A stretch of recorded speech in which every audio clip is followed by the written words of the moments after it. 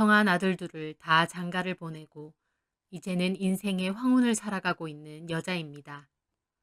남편은 10년 전 암으로 세상을 떠났고 저는 교단에서 일을 하다가 퇴직 후 집에서 시간을 보내고 있습니다. 큰아들은 사업을 하고 있고요. 큰 며느리는 피부과 의사입니다. 동료 의사와 함께 동업으로 피부과를 운영했었습니다. 지금은 혼자 운영하고요. 둘째 아들은 대기업에 다니고 있어요. 키도 훤칠하고 인물도 좋아서 주변에서 아들 소개시켜 달라는 사람이 참 많았어요. 좋은 자리가 정말 많이 들어왔죠.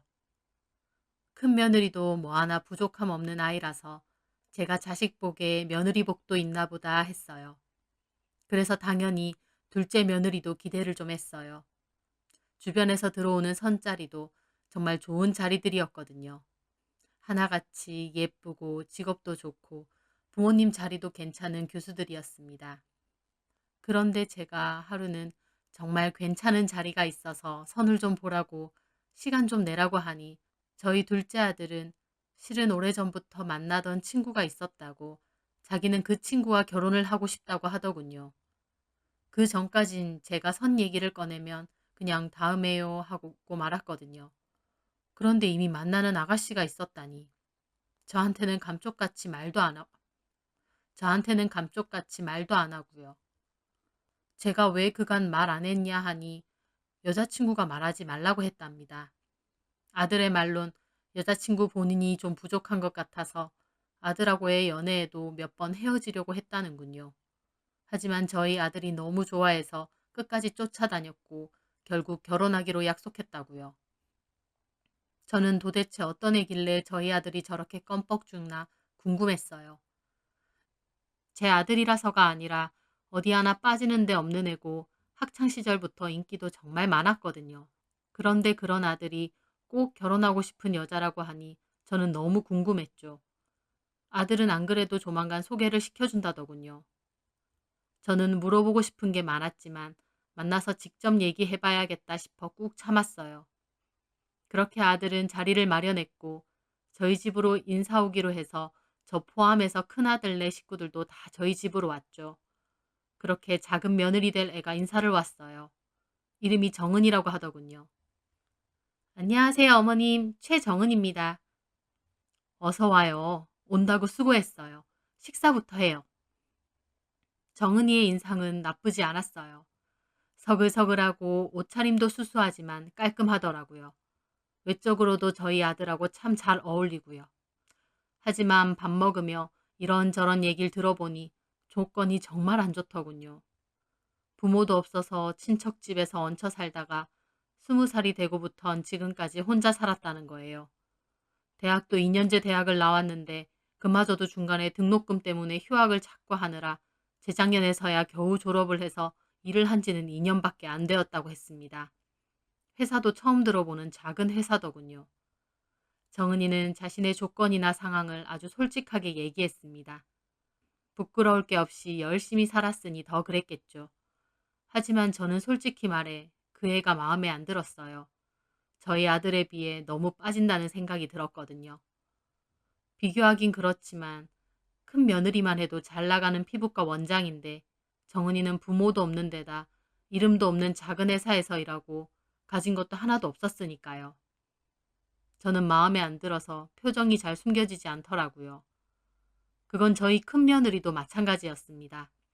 저보다 본인이 더 탐탁치 않은 얼굴이었어요.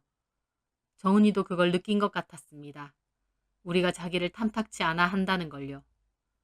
그렇게 정은이가 돌아가고 큰 며느리가 저에게 와서 얘기하더군요. 어머님, 도련님 대체 왜 그러는 거예요? 뭐가? 아니, 좀 심하잖아요. 무슨 저런 여자랑 결혼을 하겠다는 거예요? 도저히 괜찮은 구석이라고는 없잖아요. 저는 아무 말도 하지 않았습니다. 사실 큰며느리 말에 저도 공감이었어요. 우리 둘째가 뭐가 부족해서 저런 애와 결혼을 하려는 건가 싶었거든요. 어머님, 이 결혼 하게 냅두실 거예요? 지들이 좋다는데 어쩌겠니? 어머님은 너무 무르시다니까. 나 같으면 절대 결혼 안 시켜요. 그리고 동서지간도 수준은 어느 정도 맞아야죠. 무슨 저런 애를 동서로.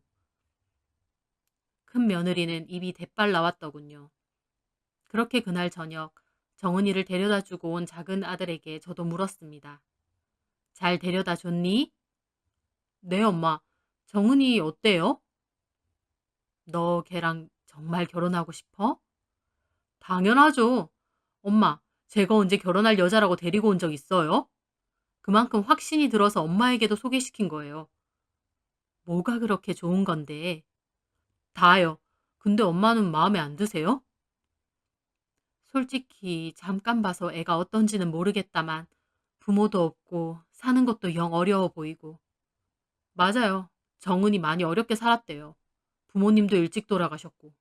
근데 조금 더 겪어보면 정말 좋은 여자예요.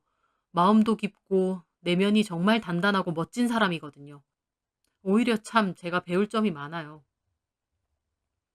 아들의 말을 들으니 솔직히 정은이 그 애가 더 밉게 느껴지더군요. 뭐 어떻게 우리 아들을 구슬렸나 싶기도 하고요. 저희 아들은 아주 푹 빠진 것 같았습니다. 엄마가 반대해도 결혼할 거니? 제 물음에 아들은 좀 놀라더군요. 엄마, 그렇게 마음에 안 드세요? 아직 안 겪고 보셨잖아요. 사람은 나쁘지 않아 보여.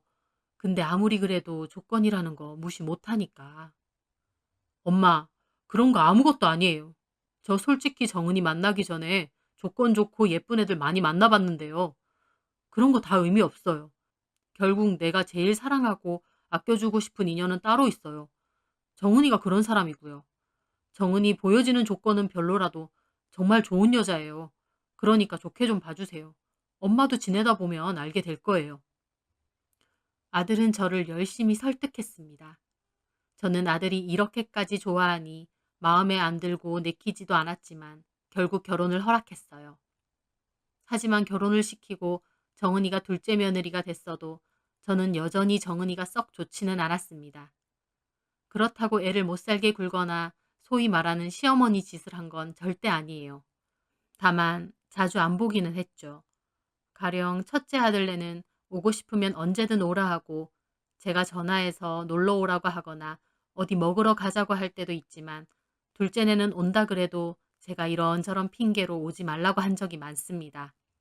막상 와도 큰 며느리랑 대화를 주로 하지 정은이랑은 별다른 대화도 하지 않았어요. 정은이는 저에게 이런저런 말을 걸어댔지만 저는 그냥 필요한 대꾸만 하는 정도였지요. 지금 생각해보면 저도 참 어른스럽지 못하고 유치한 행동이었습니다. 교단에 있을 때 그렇게 사이좋게 지내라, 왕따 시키지 마라 해놓고 정작 저는 마음에 안 드는 둘째 며느리 왕따 시킨 셈이니까요. 정은이도 속으로 참 많이 서럽고 상처가 됐겠죠. 그러다 결국 일이 터진 겁니다. 그날은 저희 집에 온 가족이 다 모였어요. 둘째네도 오고요. 마당에서 바베큐 파티식으로 식사를 했는데 정은이가 고기는 자기가 잘 굽는다. 전에 고깃집에서 아르바이트도 했었다는 얘기를 꺼냈어요. 그런데 큰며느리가 못 들을 소리라도 들은 마냥 표정을 확 찌푸리더라고요. 그러더니 동서, 그런 얘긴 굳이 할 필요 없잖아? 그러는 겁니다. 정은이도 민망한지 웃으며 말하더군요. 왜요, 형님? 그게 뭐 좋은 일이라고 굳이 이런 자리에서 그런 얘기를 해? 그냥 제가 그런 아르바이트를 해봤어서 얘기해 본 거예요. 어린아이에 알바나 전전하면서 아등바등 산 게 뭐가 그리 좋은 일이라고 해맑게 얘기하냐고. 그 말에 저희 둘째 아들이 정색을 하더군요. 형수님, 왜 그런 식으로 얘기하세요? 그 말에 정은이는 작은 아들 팔을 잡고 말리더군요. 그러면서 하는 소리가 형님, 좋은 일까진 아니지만 말 못할 것도 아닌 것 같아요. 나름 그런 것도 다 사회 경험이잖아요. 그 말에 큰 며느리는 비웃더라고요.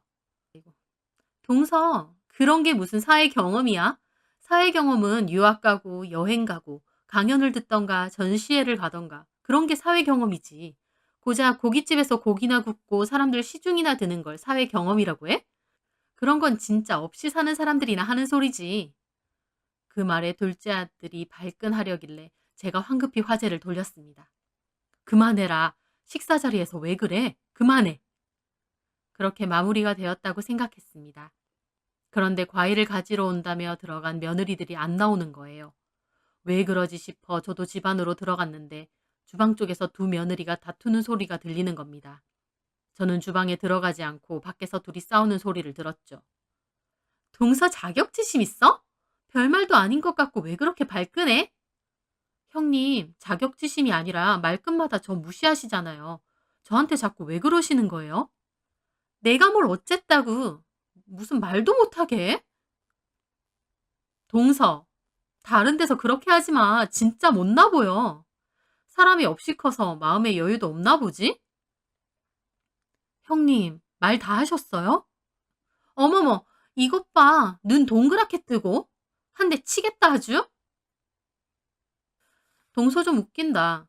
도련님이랑 어머님 앞에선 성격 좋은 척 살랑거리면서 나한테는 눈 동그랗게 뜨고 내가 만만해? 죄송해요, 형님. 근데 저도 속상해서. 속상할 게 뭐 있어? 남자 잘 만나서 결혼도 잘했구만.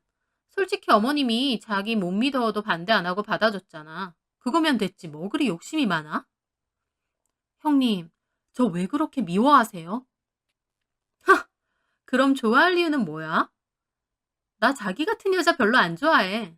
쥐뿔도 없으면서 착한 척하는 그거 하나로 우리 도련님 꼬신 거잖아. 형님, 말씀이 너무 지나치시네요.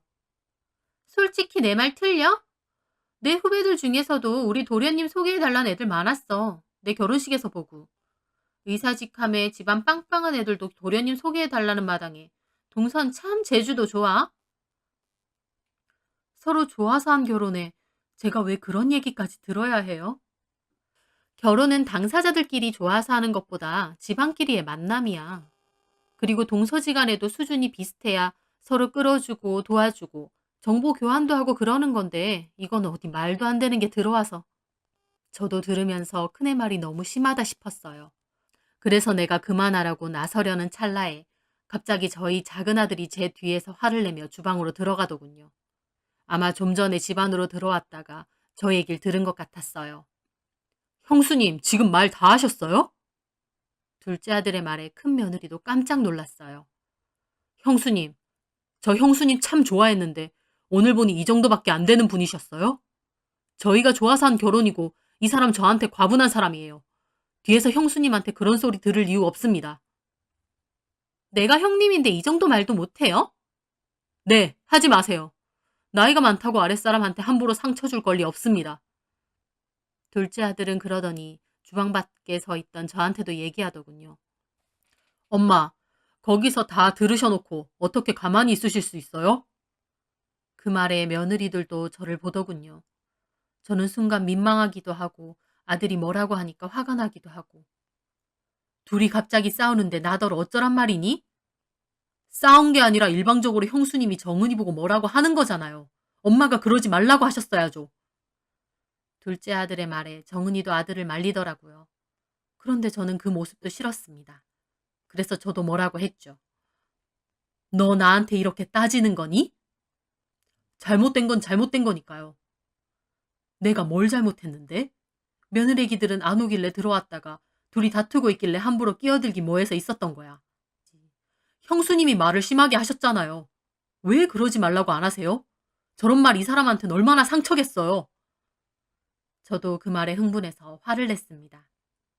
네 와이프는 상처받을까봐 안절부절하고 엄마한테는 이렇게 큰 소리 내고 막대해도 돼? 정은이는 다급하게 둘째 아들을 말리더군요. 그만해요. 죄송합니다, 어머님. 하지만 저는 기분이 너무 상했고 아들도 아무 말도 안 하더군요. 그런데 언제 온 건지 큰아들까지 들어와서 소리를 지르는 겁니다. 다시. 야! 너 네 와이프 역선 둔다고 엄마한테 대드는 거냐? 이게 무슨 버르장머리야? 형수님이 뭐라고 했는지는 알아? 뭐라고 했든 이 사람이 틀린 말 했겠어? 형! 두 아들까지 싸우려고 드는 겁니다. 저는 깜짝 놀라 둘을 말렸어요. 됐어. 그만해. 엄마 앞에서 뭐 하는 짓이니? 박성현, 너 정은이 데리고 나가라. 성현이는 저희 둘째 아들 이름입니다. 둘째네 보고 가라고 하니 둘째네도 몹시 서운한 얼굴이더군요. 그러더니 둘째 아들이 그러는 거예요. 엄마한테 정말 실망이에요. 뭐? 실망? 너 진짜? 둘째 아들은 옷을 챙기더니 말하더군요. 당분간은 못 올 것 같네요. 오지 마! 당분간이 아니라 아예 오지 마! 둘째 아들은 정은이의 팔을 잡고 그렇게 나가버렸습니다. 너무 속상하더라고요. 큰 며느리가 일방적으로 정은이를 무시하는 걸 알면서도 가만히 있었던 게 미안하기도 하면서 한편으론 그 착한 아들이 저러는 게 괘씸하기도 하더라고요. 그렇게 그 후론 따로 연락도 없고 왕래도 없이 지냈습니다. 저도 아들의 행동에 괘씸해 연락할 생각 없었고 내가 안 한다고 아예 연락 없는 둘째네도 밉더라고요. 그렇게 지내던 중 하루는 큰애가 저희 집에 온 거예요. 드릴 말씀이 있다면서요.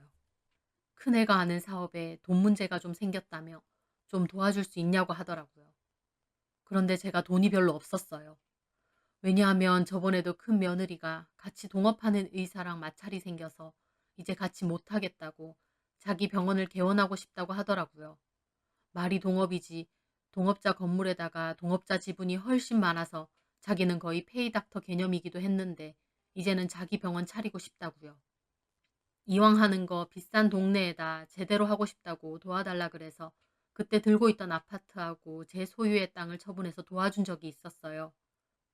하지만 그 후로 병원 영업이 잘 안 되는지 적자라는 소리는 들었는데 부담스러울까봐 따로 돈 얘기는 하지 않았죠.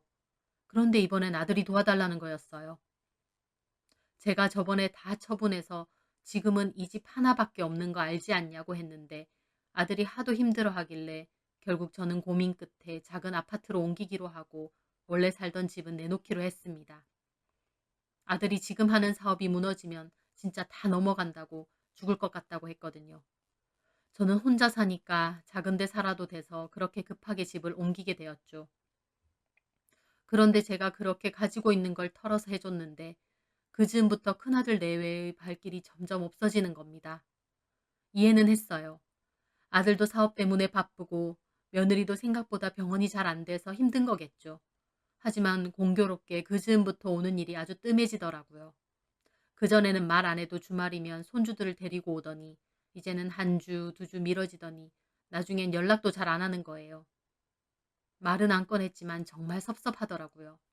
그 와중에 저는 집 밖에 나갔다가 자전거에 치이는 작은 사고를 당해 다리를 다치기까지 했어요. 병원에서 치료를 받고 집으로 왔는데 병원에선 괜찮다 하는데도 저는 걷는 게 영 불편하더라고요. 원래 살던 집을 처분해서 작은 집으로 옮기게 된 데다 다리까지 다친 채로 불편하게 집에만 있으려고 하니 별의별 생각이 다 들었습니다. 제가 다쳤다고 연락을 했을 때도 병원은 왔지만 그 후론 연락도 잘 없는 거예요. 큰애네도 사정이 있으니까 싶으면서도 한편으론 나한테 이제 돈 나올 구석이 없으니 더 이상 잘 보일 필요 없다고 저러나 싶기도 했어요. 그때 제 마음은 정말 서글펐습니다. 나이가 들어도 자식들한테 기대고 싶지 않았는데 막상 제 처지가 순식간에 그렇게 되니 별게 다 섭섭하고 서운하고 많은 생각이 들더군요. 몸이 아프니까 더 그랬던 것 같아요. 그런데 그렇게 지낸 지 얼마 지나지 않아 누가 집을 찾아온 거예요. 제가 문을 열어보니 다름 아닌 둘째 며느리 정은이었습니다. 저는 깜짝 놀랐어요. 그때 이후로 연락도 서로 안 해서 제가 이사 간 줄 몰랐을 텐데 온 겁니다. 어머님, 다리는 괜찮으세요? 정은이는 오더니 저한테 그렇게 묻더라고요. 저는 좀 얼떨떨해서 괜찮다고 했습니다. 여긴 어떻게 왔냐니까. 그때 그 일 있고 성현 씨가 연락도 못하게 해서 연락 못 드렸어요. 그러다가 어머님 생신도 다가오고 해서 형님께 연락드렸더니 여기로 이사하셨다고 하더라고요. 다리까지 다치셨다고 해서 놀라서 찾아온 거예요. 저는 그 난리를 치르고 나갔다가 이렇게 만나니 좀 민망하더라고요. 하지만 정은이는 저를 진심으로 걱정하는 것 같았어요. 이 집은 불편한 건 없으세요? 아직 다리가 좀 불편해 보이시는데 병원에선 뭐래요? 병원에선 괜찮대. 뼈도 문제 없고. 근데 이상하게 걸을 때마다 좀 찌릿찌릿하고 불편해. 그러면 저랑 다른 병원에 가보세요. 병원도 은근히 천차만별이라 잘하는 곳 가야 증상을 제대로 파악하더라고요. 제가 잘하는 곳으로 한번 알아볼게요. 저는 말없이 고개를 끄덕였습니다. 시장하진 않으세요? 괜찮아. 밥 먹었어. 제가 반찬 몇 가지 해왔거든요. 어머님 입맛에 맞으실지 모르겠어요. 정은이는 들고 온 반찬도 냉장고에 다 정리를 했어요. 제가 다리가 불편하고 기분이 우울한 탓에 집 정리도 잘 안 했는데 저더러 쉬라고 하더니 본인이 정리도 다 하더라고요. 제가 됐다고 하는데도 금방금방 본인이 냉장고 안이며 주방이며 정리를 싹 해놓더군요. 그러고선 저한테 괜찮으면 자기 집에서 지내자는 거예요. 다리가 다 나을 때까지요. 저는 굳고 됐다고 했습니다. 얘가 갑자기 찾아와 왜 이러나 싶기도 하고요. 얘가 갑자기 찾아와 왜 이러나 싶기도 했고요. 하지만 둘째 며느리는 그날 하루만 그렇게 온 게 아니었습니다. 코로나 때문에 재택근무를 하고 있어서 시간이 괜찮다면서 틈만 나면 저희 집을 오는 거예요. 빵을 사올 때도 있고 저랑 마시자며 커피를 사오기도 했어요. 저를 데리고 나가서 근처 맛집에 가기도 했고요. 병원도 알아와서 저를 데리고 가더라고요. 처음에는 얘가 왜 이러나 싶었지만 그렇게 하루가 멀다 하고 오니 저도 은근히 정은이가 기다려지는 거예요. 오면 이런저런 얘기로 수다도 떨고 같이 산책도 가고 하니까 어느 순간 재밌기도 하고 좋더라고요. 제가 아들만 있고 딸은 없는데 딸이 있다면 이런 기분인가 싶기도 하고요. 하지만 정은이가 저한테 잘해줄수록 한편으로 미안한 마음도 커졌습니다. 정은이를 마음에 안 들어 한 것도 그렇게 티를 내고 큰 며느리가 정은이에게 함부로 대했을 때 어른으로서 혼내지도 않고 그저 지켜보기만 했잖아요. 서로 그때 일에 대해 말은 안 했지만 저는 내심 정은이도 마음속으론 많이 섭섭하겠지 신경이 쓰였습니다. 하지만 겉으로는 참 밝고 싹싹하게 저를 대해주더군요. 그리고 정은이가 말한 병원에 다니고 치료를 받으면서 제 다리 상태도 많이 좋아졌습니다. 이제 걷는 것도 전처럼 그렇게 불편하지 않더라고요. 하루는 정은이가 다리도 이제 많이 좋아졌으니 같이 가까운 데에 여행을 가자고 해서 주말에 따라 나서기도 했어요. 차에 타서 정은이와 아들이 하는 대화를 들어보니 왜 우리 아들이 정은이를 그렇게 좋아했는지 알겠더라고요. 아들한테 말 한마디 한마디가 참 다정스럽고 귀엽더라고요. 저한테도 참 살가운데 그게 저한테 막 잘 보이려고 하는 가식이 아니라 진심으로 저를 위해주는 게 느껴지는 거예요. 그렇게 바다 구경도 하고 근처 리조트에서 하루 자기로 했습니다. 그날 저녁 잠을 자다가 목이 말라서 깼는데 문을 열려고 보니 주방 쪽에서 아들하고 정은이하고 맥주를 마시며 얘기를 하고 있더라고요. 괜히 분위기 깰까봐 그냥 자야겠다 하는데 제 얘기를 하는 것 같아서 저도 가만히 듣고 있었습니다. 섭섭한 거 많았을 텐데 우리 엄마 잘 챙겨줘서 정말 고마워. 고맙긴 나야말로 고마워. 뭐가? 자기 알잖아. 우리 엄마 나 초등학교 때 돌아가신 거. 아빠는 더 어렸을 때 돌아가셔서 기억도 안 나지만 엄마는 기억나. 우리 엄마가 나를 얼마나 예뻐했는지 내 새끼 그러면서 나만 보면 껴안고 뽀뽀하고 잘 때도 맨날 나 껴안고 잤다? 엄마 냄새 맡으면서 잠들면 그게 그렇게 포근하고 좋은 거야. 우리 집 가난하고 엄마도 맨날 일하느라 바빴지만 나 외롭거나 힘들지 않았어. 엄마가 나 정말 많이 사랑해줬거든. 그런데 엄마가 사고로 갑자기 떠나고 그날 학교에서 연락받고 선생님 차 타고 엄마 누워있는 응급실로 갔는데 우리 엄마가 눈도 못 감고 떠난 거야. 어린 내가 얼마나 눈에 밟혔을까 싶더라고. 내가 그때 다짐했어. 나 진짜 행복하고 밝게 살 거라고. 내가 씩씩하게 잘 살아야 눈도 못 감고 죽은 우리 엄마가 마음 놓고 떠날 수 있을 것 같아서. 그래서 엄마 죽고 친척집 전전하고 살았어도 나 괜찮았어. 자기 진짜 고생 많았겠다. 그런데 자기처럼 좋은 남자 만났잖아. 솔직히 자기가 너무 괜찮아서 오히려 겁났어. 내가 헤어지자고도 몇 번 했잖아. 내가 어머님이라도 나 맘에 안 들어. 뭐 하나 괜찮은 구석 없잖아. 그래도 어머님이 설령 나 마음에 안 드셔도 나한테 싫은 소리 하거나 그런 적은 없으셔. 그렇긴 해도 그때 형수랑 그랬을 때 괜찮아. 나 아무렇지도 않아. 자기가 내 편 돼줬잖아. 그리고 나 어머님 좋아.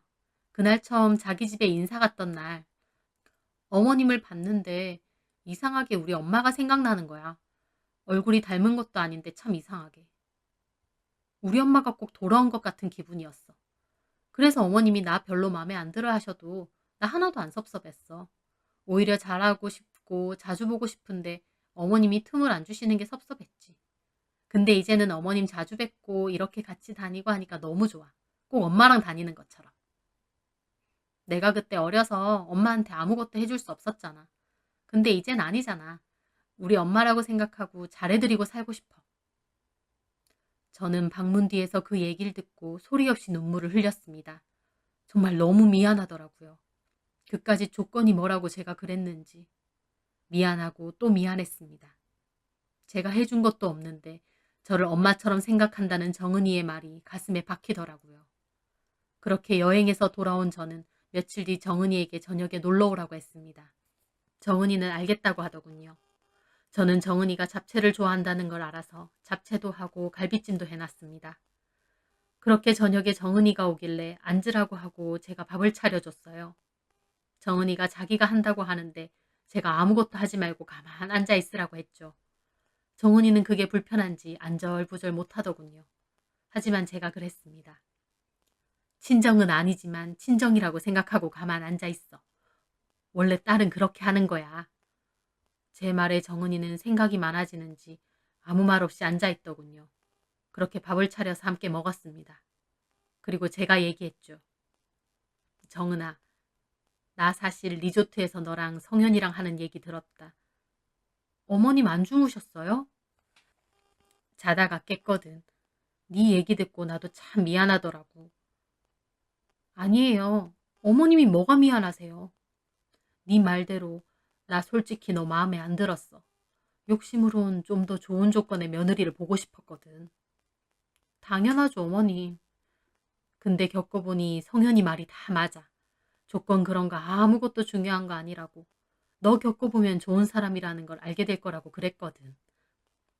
성현 씨가 그렇게 얘기했어요?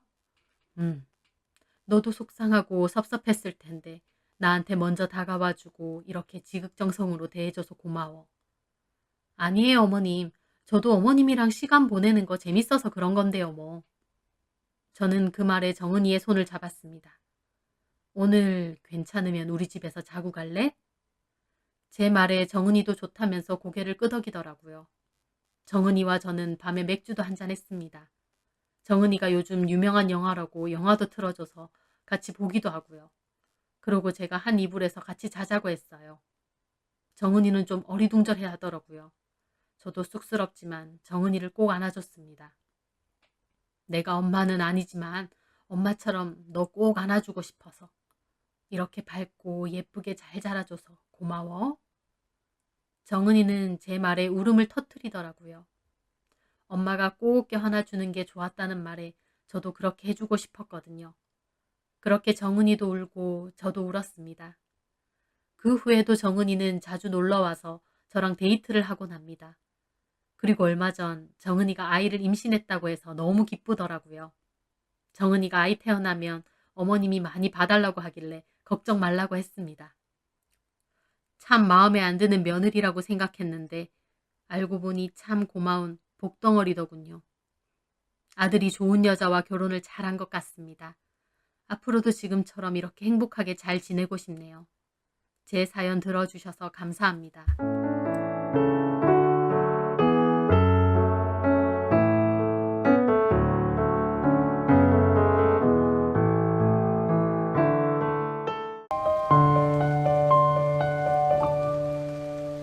안녕하세요. 저는 과거 제 인생에서 가장 순수했던 시절 한 남자를 참 많이 좋아하고 또 그로 인해 상처도 많이 받았습니다. 저에게는 참 마음 아프고 씁쓸한 첫사랑이었는데요. 그런데 첫사랑은 첫사랑에서 끝날 때 가장 아름답다고 하잖아요. 그 말이 맞는 것 같습니다. 저는 저의 첫사랑과 다시 재회했고 결혼까지 했는데요. 결국 이혼도 하게 되었습니다. 처음 사귀고 헤어졌을 때와 같은 이유로, 아니 그보다 더 기막힌 이유로 이혼을 하게 되었는데 그 인간의 추악하고 비겁한 마지막 모습까지 봐야 했죠. 물론 그러한 과정에서 저에게 상처만 남은 건 아니고 제 나름대로 얻은 것도 있긴 합니다. 지금부터 이루어지면 안 됐던 제 첫사랑과의 결혼 생활에 관한 이야기를 해보려 합니다. 저와 남편은 같은 대학교, 같은 과 동기였습니다. 처음에는 그냥 친구였어요.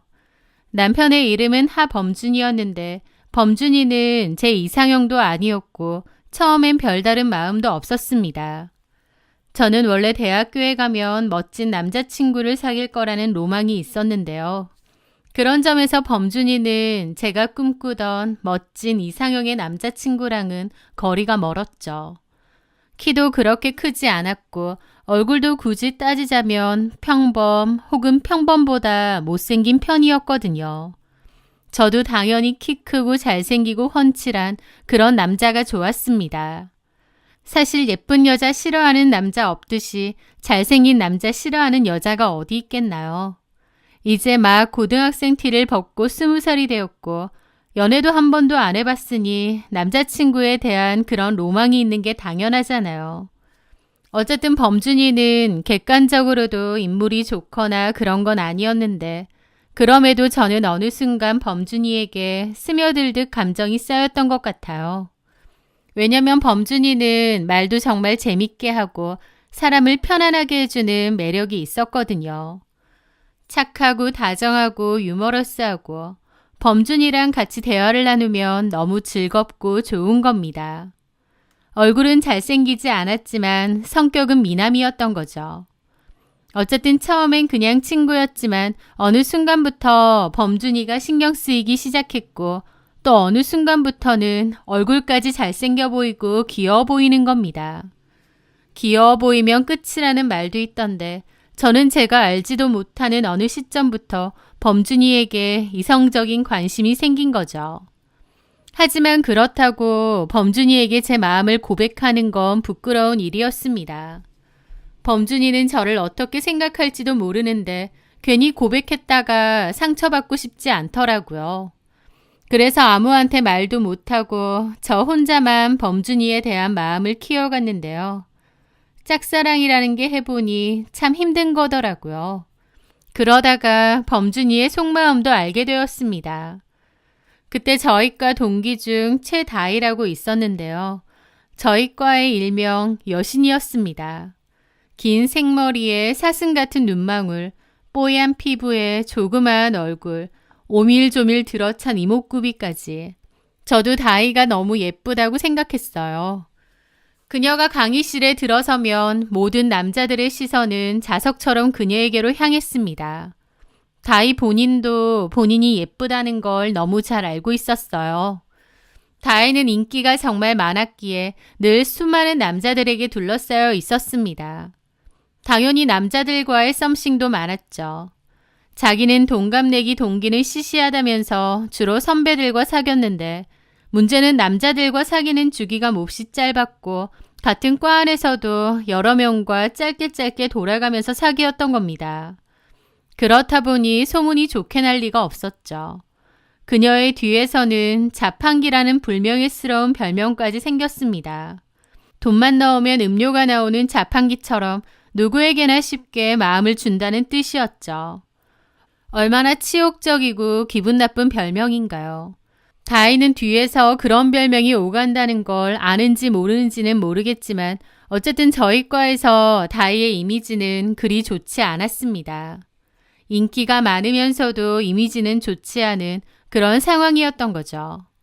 저는 다희와 그렇게 친하진 않았는데 워낙 예쁘고 인기가 많은 데다 자유분방한 성격이다 보니 그럴 수도 있지라며 대수롭지 않게 생각했던 것 같아요. 그때는 최다희에 대해서 잘은 몰랐고 관심도 별로 없었으니까요.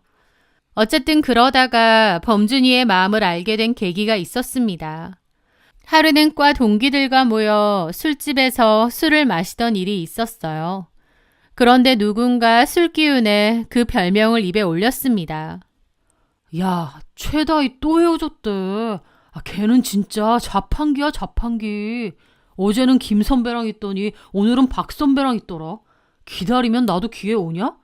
너는 안 돼 임마. 동갑은 CC에서 안 만난다고 선배들만 만난다잖아. 아깝다. 나도 딱 1년만 먼저 태어났으면 최다희랑 사귀는 건데. 최다희 가만 보면 선배는 다 사귀던데?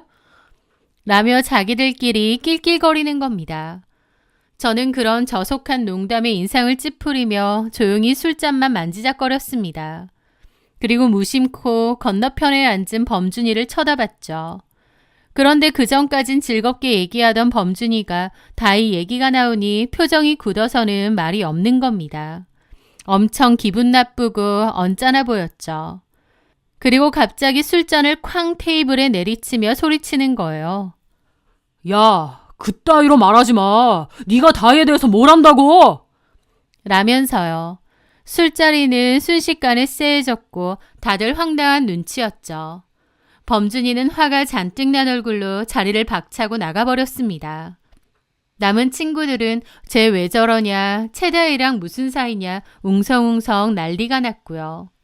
그럼 범준이를 보는 순간 깨달았습니다. 범준이가 다이를 좋아한다는 것을요. 그걸 깨달은 순간 제 심장이 쿵 하고 떨어지더라고요. 제가 봐도 다이는 너무 예쁘고 범준이가 그런 다이를 좋아한다면 평범하기 짝이 없는 나 같은 애한텐 아예 관심도 없겠구나 그런 생각이 들었거든요. 그렇게 저는 눈물을 참으며 술을 마셨고 제 짝사랑은 그렇게 시작도 해보기 전에 끝나버린 것 같았습니다. 그나마 아무한테도 속마음을 말하지 않은 건 다행이다. 자존심은 지켰구나 라고 생각하면서요. 그렇게 얼마의 시간이 지났는데 다이는 2학기에 휴학을 했습니다. 하는 말이 아르바이트를 해서 돈을 모아 유학을 갈 거라서 휴학을 하겠다고 했죠. 다이가 돌연 휴학계를 내고 사라지자 범준은 의욕을 잃은 사람처럼 학교에 다녔습니다. 저에게 범준이가 첫사랑이었던 것처럼 범준이에게는 다이가 첫사랑이었던 것 같은데 그런 첫사랑에게 고백도 해보기 전에 끝이 났으니 범준이도 꽤나 속상했던 모양이었죠. 그리고는 내년에 군대에 가겠다고 하더라고요. 그러던 어느 날 한 4명 정도 모여서 수업이 끝나고 술을 한잔 했는데 다른 친구들은 약속이 있어서 가고 어쩌다 보니 범준이와 저만 남게 되었습니다. 범준이는 술에 좀 취했는지 다이 얘기를 꺼냈습니다. 다른 남자들은 다이가 예뻐서 좋다지만 자기는 아니라고. 자기는 진심으로 다이 자체를 사랑하는 거라느니. 그런데 바보같이 고백도 못하고 끝났다고 하면서요. 그러면서 자기는 못생기고 키도 작고 별 볼 일 없는데 고백한다 한들 다이 같은 애가 자기를 받아주겠냐고. 다이랑 자기가 사귀는 건 꿈 같은 일일 거라고 자주 섞인 소리도 하는 겁니다. 저는 그 모습을 보다가 씁쓸하게 말했죠. 맞아. 나도 그래서 지레 포기했어. 너도 누구 좋아하는 사람 있었어? 누구? 그런 티 전혀 안 내서 몰랐는데? 이제 상관없어. 나도 너랑 똑같은 이유로 포기했거든. 내가 좋아했던 사람이 짝사랑했던 여자가 있는데 그 여자가 나랑은 많이 달라. 난 아마 안 될 거야. 내가 고백한다 한들 나를 받아줄 것 같진 않더라고. 그게 누군데? 나한테 말해봐. 내가 도와줄 수 있어. 네가 어떻게 도와줘? 왜? 내가 모르는 사람이야? 저는 가만히 범준이를 보다가 말했습니다. 실은 너야. 뭐라고? 나? 술도 먹었겠다. 그냥 술김에 얘기할게. 나 너 좀 좋아했거든. 근데 이제 정리했어. 제 난데없는 고백에 분위기는 썰렁해졌습니다. 범준이는 좀 당황한 얼굴이었고 그 모습을 본 저도 괜한 말을 했구나 싶어서 더욱 당황했죠. 괜한 말을 했네. 부담은 갖지 마. 이미 내 마음 정리했어. 미안해. 이런 말해서. 저는 그렇게 말하고 황급히 자리를 떴습니다. 등 뒤로 범준이가 저를 불렀지만 도저히 그 자리에 있을 수가 없었죠. 그리고 한동안은 범준이를 피해 다녔는데 어느 날 범준이가 저를 찾아와서는 얘기를 하자고 하더라고요. 그러면서 제가 그때 한 얘기 많이 생각해 봤다면서 가만 돌이켜보니 자기도 저에 대한 마음이 친구 이상인 것 같대요. 그러면서 저만 좋다면 만나보자고 하는 겁니다. 저는 그 말에 가슴이 콩닥콩닥 뛰었고 저희 둘은 결국 사귀게 되었습니다. 물론 범준이는 군대 입대를 앞두고 있던 시기여서 몇 달 안 남았지만 그래도 좋더라고요. 나름 제 첫사랑이었던 사람과 사귀게 되었으니까요. 그렇게 저희는 잘 만나왔고 후에 군대를 간 범준이를 제대할 때까지 기다렸습니다. 매주 그의 부대로 편지를 보냈고 면회날이면 새벽부터 일어나 그가 좋아하는 음식을 바리바리 싸들고 몇 시간씩 버스를 타고 달려갔죠. 그렇게 2년이라는 시간을 오롯이 그를 향한 마음으로 채웠습니다. 그 사이에 저는 먼저 졸업을 했고 직장인이 되었어요. 범준이는 군대를 제대했고 반년 정도 있다가 다시 학교로 복학을 했죠. 그런데 군대를 다녀온 범준이는 군대 가기 전과는 태도가 아주 많이 달라졌습니다. 저에게 눈에 띄게 시큰둥해졌고 친구들을 만나거나 PC방을 간다며 전화를 안 받거나 연락이 안 되는 날도 많았죠. 함께 있어도 휴대폰만 만지작거리거나 저와의 이야기에 집중하지 못했고요. 그러면서 저희는 자주 다투었고 저의 서운함은 날이 갈수록 커졌습니다. 이유를 알 수 없으니 애만 태운 거죠. 저는 여전히 범준이를 좋아하는데 범준이의 태도는 너무 냉랭했기에 저만 조급해지고 안달이 났습니다. 범준아, 혹시 내가 뭐 잘못한 거 있어? 요즘 나한테 너무 차가운 것 같아. 우리 예전 같지 않잖아. 아, 오래 만났으니 서로 좀 편해진 거지. 그런 말 좀 안 하면 안 돼? 징징거리는 거 좀 힘들다. 그의 차가운 말 한마디 한마디는 제 가슴에 박혔습니다. 범준이는 분명 다정다감하고 착한 남자였는데 어느샌가 그는 퉁명스럽고 귀찮은 태도로 저를 대했거든요. 그러던 어느 날 저는 우연히 범준이의 친구를 통해 그 이유를 알게 되었습니다. 범준이가 술에 취해 친구에게 제 뒷담화를 했다는 겁니다. 이서? 참 좋은 애지. 똑똑하고 야무지고 착하고. 솔직히 어떤 여자가 나를 그렇게 헌신적으로 좋아해 주겠냐. 나도 그게 너무 고마워서 지금까지 사귀는 건데 톡 까놓고 예쁘지도 않고 이성적인 매력도 없어. 좋은 사람인 건 알겠지만 끌리는 게 없다는 거지. 근데 나도 잘생긴 건 아니니까 그냥 내 수준에 맞는 여자 적당히 만난다고 생각해서 만나는 거거든. 원래 끼리끼리 만나는 거잖아. 근데 말이야, 진짜 솔직히 말하면 나는 여전히 다이 같은 애가 좋은데. 예쁘고 여성스럽고 새침하고 딱 내 이상형. 근데 다이면 내 수준엔 어림도 없지. 야, 내가 비밀 하나 말해줄까? 나 사실 이서랑 잘 때도 다이 생각해.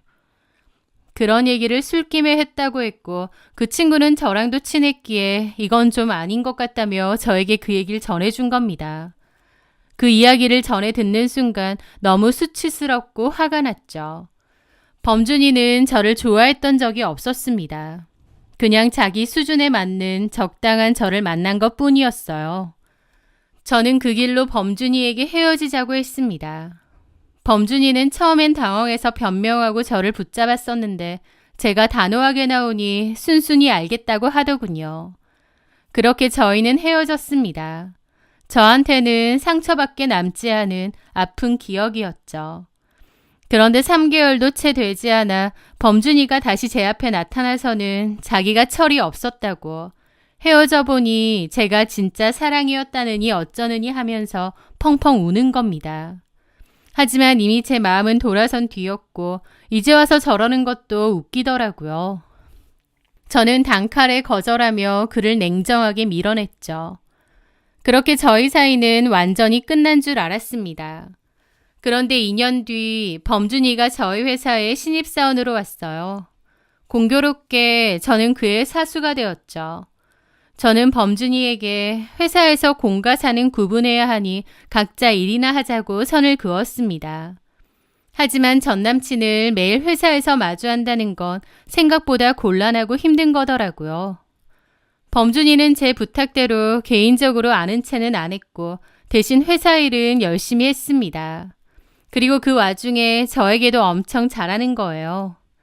제가 야근하는 날이면 자기는 일이 끝났다 해도 제 곁을 지켰고 제가 좋아하는 커피 취향에 맞춰 커피도 종종 사다 주고, 회식 자리에서는 흑기사를 자처하며 제 술잔은 바꿔서 대신 비워주는 경우도 종종 있었죠.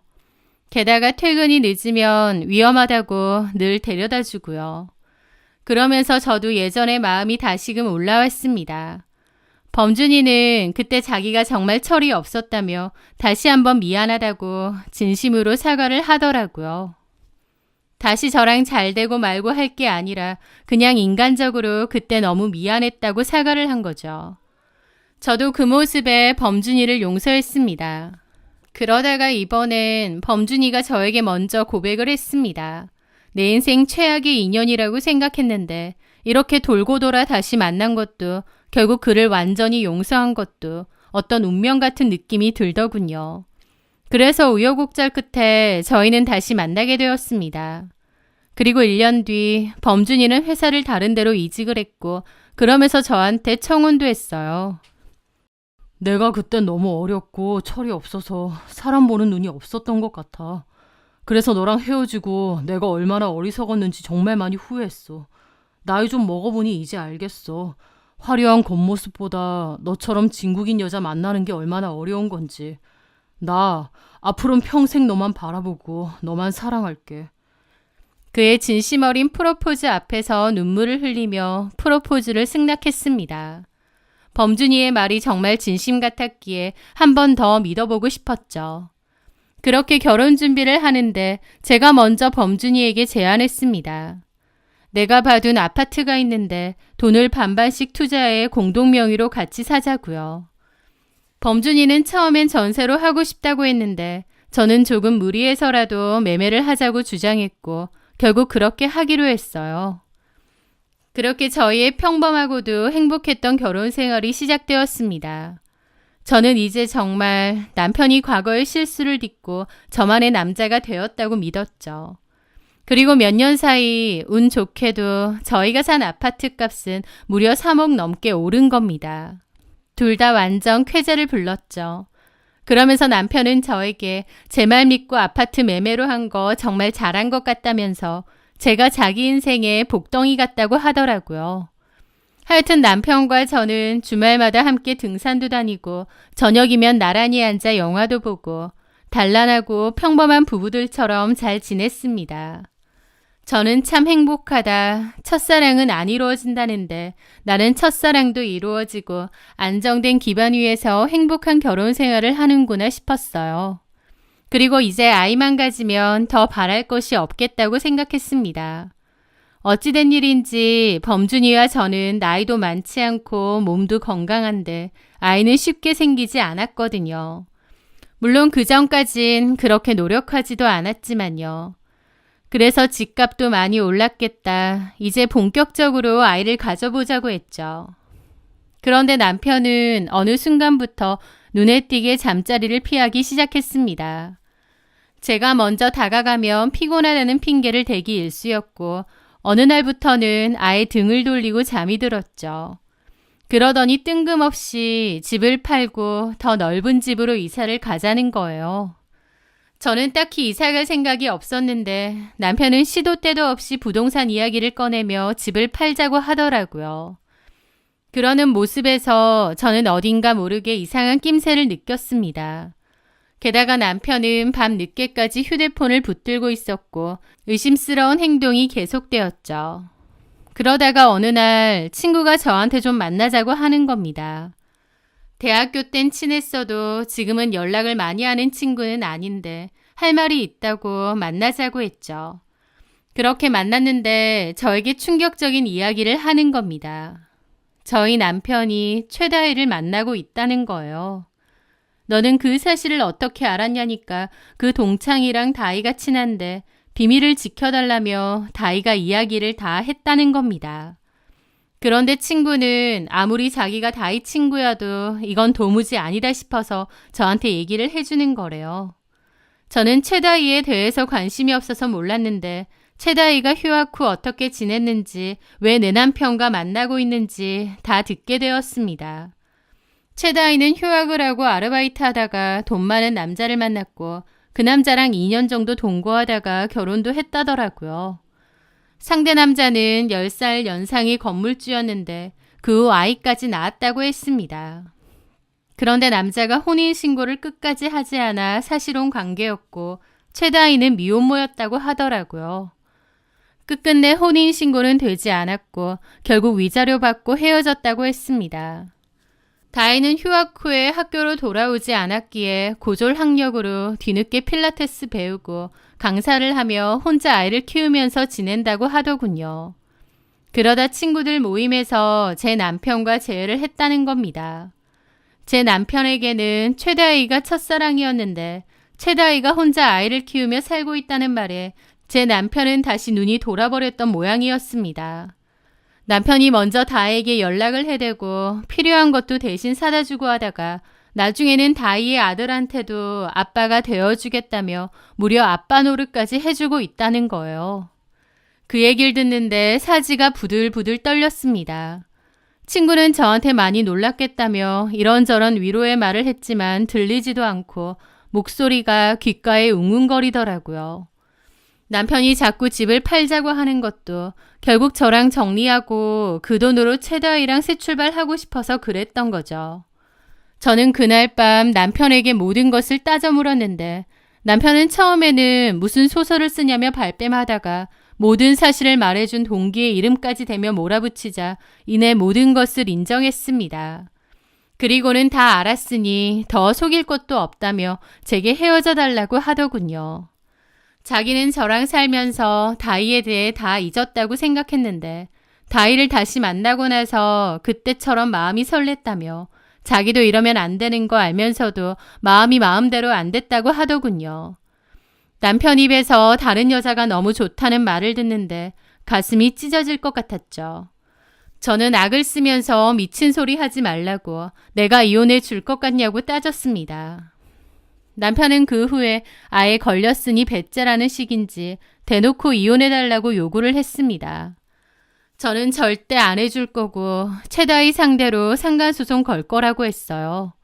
그랬더니 그 말에 다희는 건들지 말라며 눈 뒤집고 지랄을 떠는데 진짜 너무 기막히고 피눈물이 흐르더라고요. 남편은 집값이 많이 올랐으니 팔자고 그리고 집값에 위자료도 넉넉하게 얹어줄 테니 잘 나누고 이혼하자면서 끊임없이 이혼 요구를 했습니다. 최다희한테 뭐 얼마나 빠져있으면 지 곁에 그렇게 오랫동안 있어준 저한테 이러나요? 남편은 자기 마음은 떠났는데 이렇게 같이 사는 게 의미가 있냐면서 무슨 빚쟁이 마냥 사람을 닥달하면서 이혼해달라고 했죠. 남편과 싸워도 보고 물건도 집어 던져보고 소리도 질러보고 울어도 보고 별걸 다 했습니다. 그 과정에서 저도 너무 지치고 힘들었죠.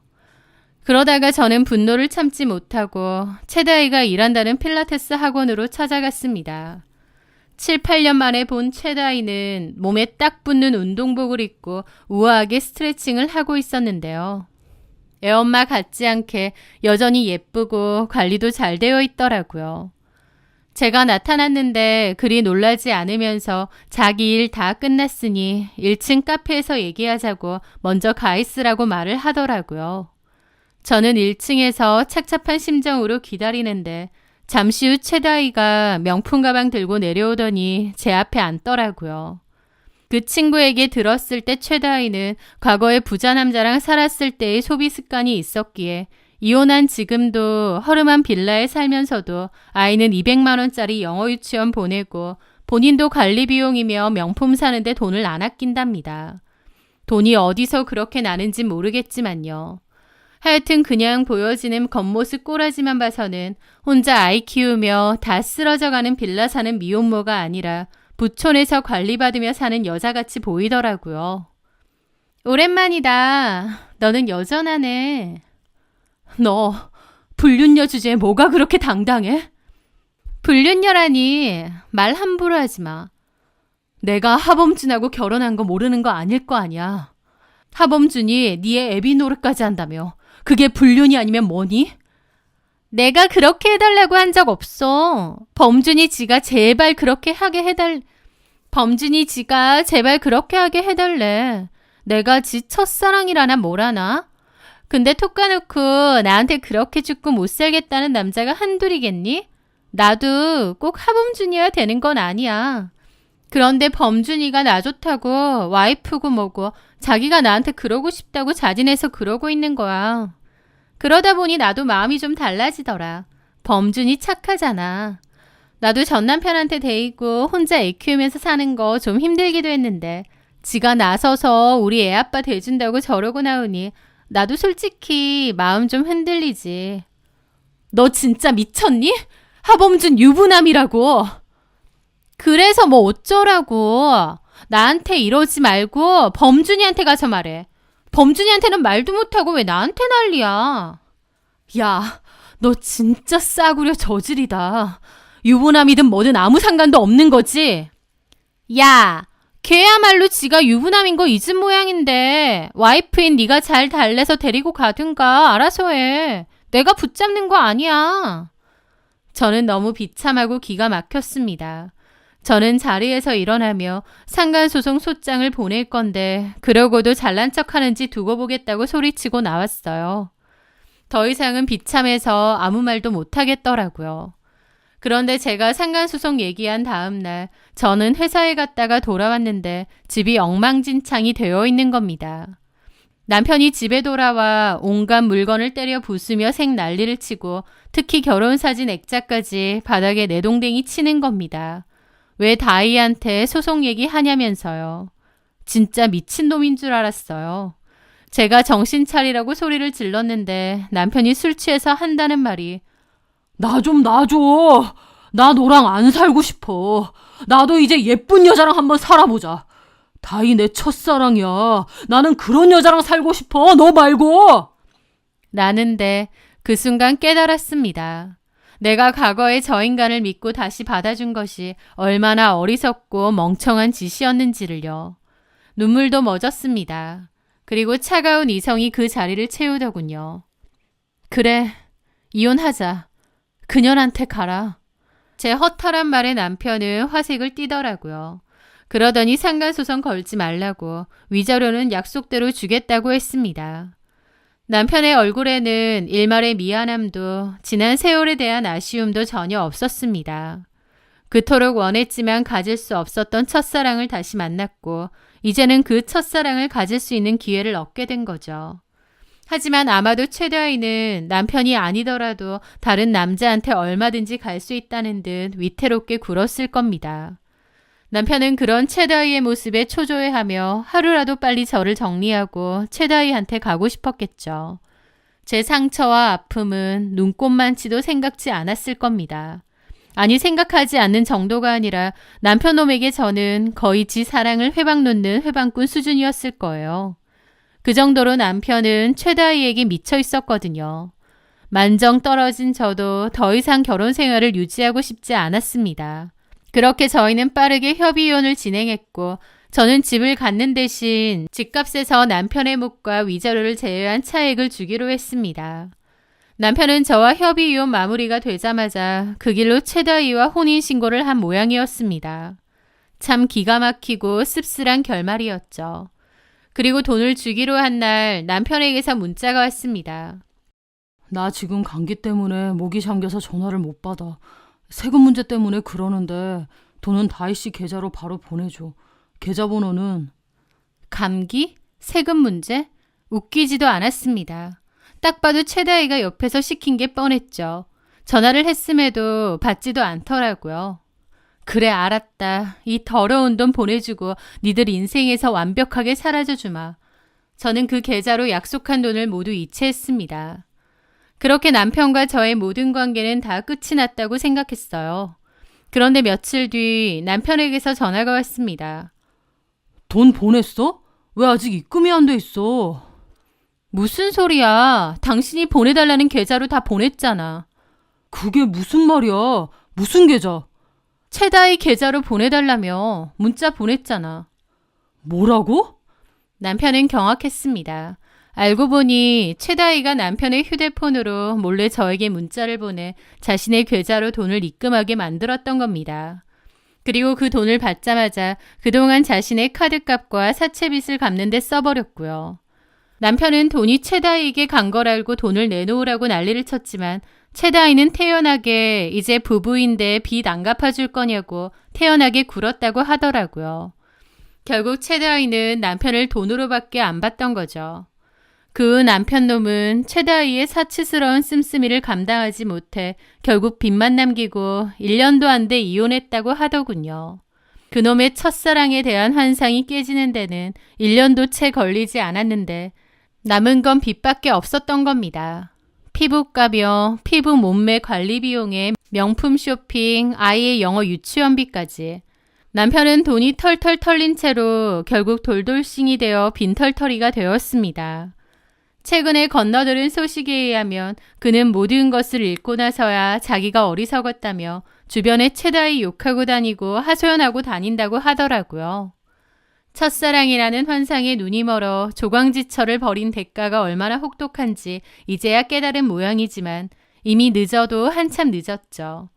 똥인지 된장인지 꼭 먹어봐야 하는 그 인간은 평생 그렇게 살 겁니다. 저는 이제 혼자서 아주 잘 삽니다. 저에겐 집이 남았는데 집값은 그새 더 올랐거든요. 남편에겐 빚이 남았지만 저에겐 더 오른 집값이 남은 거죠. 나에게 큰 비참함과 상처를 줬던 남편, 그토록 예쁜 여자와 살아보겠다며 저를 짓밟고 떠났던 그 인간은 결국 그 예쁜 여자의 손에 모든 것을 잃고 말았습니다. 첫사랑이라는 헛된 환상에 남은 것은 텅 빈 통장과 돌돌싱이라는 초라한 꼬리표뿐이었죠. 저 역시 사람 보는 눈이 참 없었던 것 같습니다. 하지만 이제는 압니다. 헛된 환상을 쫓는 어리석은 사랑보다 제 두 발로 단단히 서서 제 삶을 꾸려나가는 것이 얼마나 소중하고 값진 것인지를요. 제 사연 들어주셔서 감사합니다.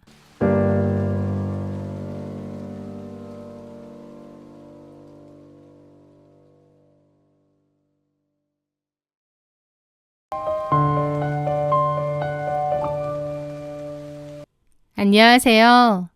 저는 이탈리아인 형부 그리고 친언니와 함께 작은 피자 가게를 운영하는 여자입니다. 저희 가게는 낮에는 화덕에서 갓 구운 피자와 파스타로 손님을 맞이하는 이탈리안 레스토랑이지만요. 해가 지고 어둠이 내리면 수제 맥주와 와인을 즐길 수 있는 감성적인 바로 변신하는 곳이에요. 가게 한쪽 벽면을 가득 채운 대형 스크린에서는 오래된 외국 영화가 흘러나오고 가끔 언니가 그 앞에서 통기타를 칠 때도 있었습니다.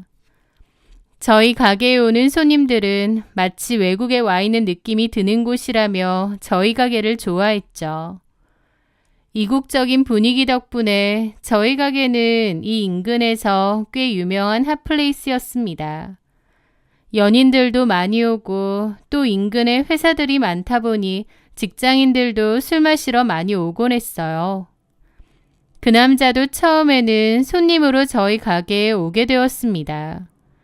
어느 금요일 저녁 직장 동료들과 함께라며 들어선 그는 첫눈에도 유독 눈에 띄는 사람이었습니다.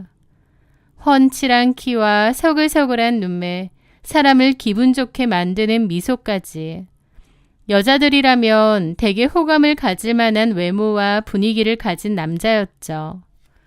그는 가게의 분위기가 마음에 든다며 저한테 얘기를 하더라고요. 가게 느낌이 너무 좋아요. 아, 그런가요? 감사합니다. 일하는 직원분이세요? 아, 저희 언니네 부부랑 같이 운영해요. 엄밀히 말하자면 공동 사장이에요. 아, 그러시구나. 음식도 너무 맛있어요. 저희 형부가 이탈리아 요리학교 출신이시거든요. 고맙습니다. 자주 오세요. 네, 그럴게요. 저는 참 넉살 좋고 성격 좋은 남자구나 싶었는데요. 그 남자는 그 후로 정말 자주 가게를 찾아왔습니다. 특히 혼자서요. 처음에는 저녁에 맥주를 마시러 오더니 어느 날부터는 점심시간에 파스타를 먹으러 오기도 했어요. 그러면서 서로 인사하고 조금씩 친해졌습니다. 그러다가 나중에 저에게 따로 명함을 주고 연락처를 묻더라고요. 사실은 저를 보러 온 거라고 하면서 제가 자기 이상형이랍니다. 저에 대한 마음이 생겨서 일부러 자주 온 거라고 했죠. 그 남자가 수줍게 건넨 고백에 제 심장은 걷잡을 수 없이 뛰기 시작했습니다. 번듯한 회사에 다니는 데다 외모, 성격, 능력, 무엇 하나 빠지는 게 없었던 남자인데 저한테 푹 빠져서 일부러 가게에 계속 왔다고 하니까요.